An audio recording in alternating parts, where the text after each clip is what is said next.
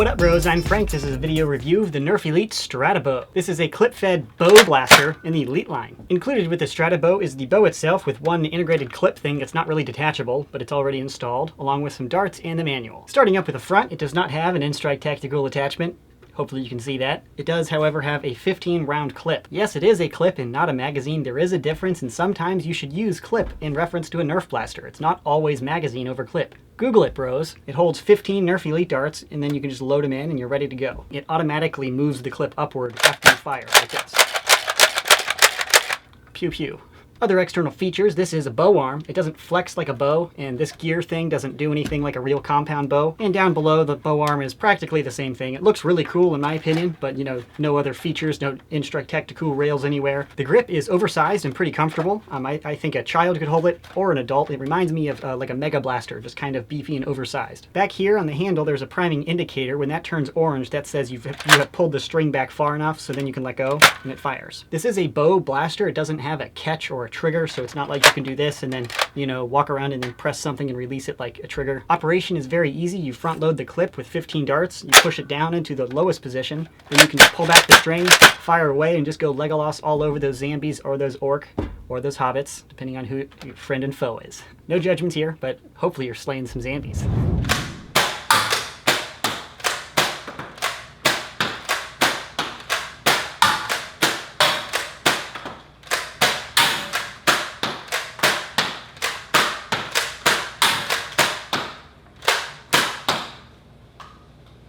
Legolas mode activated.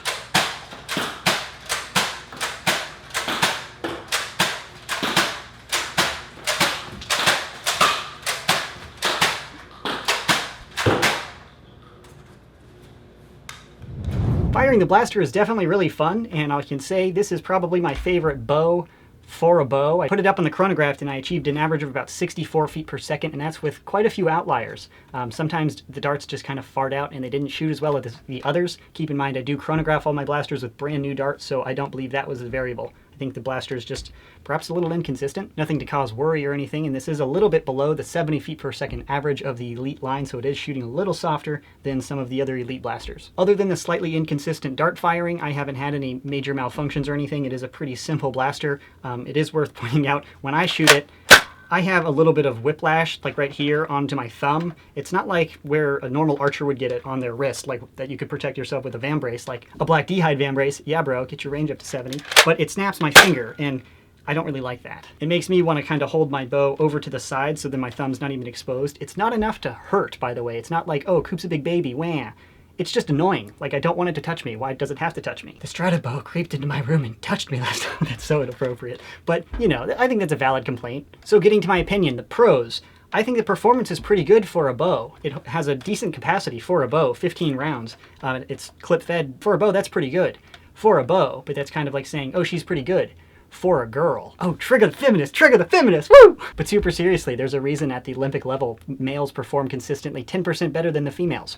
I don't know. It's data, bro. But seriously, if you're into bows, I can actually recommend the Stratobow. And I don't think I've been able to recommend any other bow before because I've thought all of them are kind of just silly. The capacity is decent, so you won't get completely wrecked by your blaster shooting friends. So at least you'll have a fighting chance while you try to Legolas all of those people with the triggers and stuff. Major cons, in my opinion, it's a bow, it's not a blaster. There's a reason you can store energy into a trigger and have that nice accurate trigger pull shot. That's why the crossbow was invented. And the bowstring snap, hitting my finger, I'm not a huge fan of that. I don't dig that, but I'm not a bow guy. I like blasters, I like triggers, I like guns. The performance is a little under par, but I wouldn't say it's enough to say, hey, don't buy that, you're gonna get wrecked by everybody else.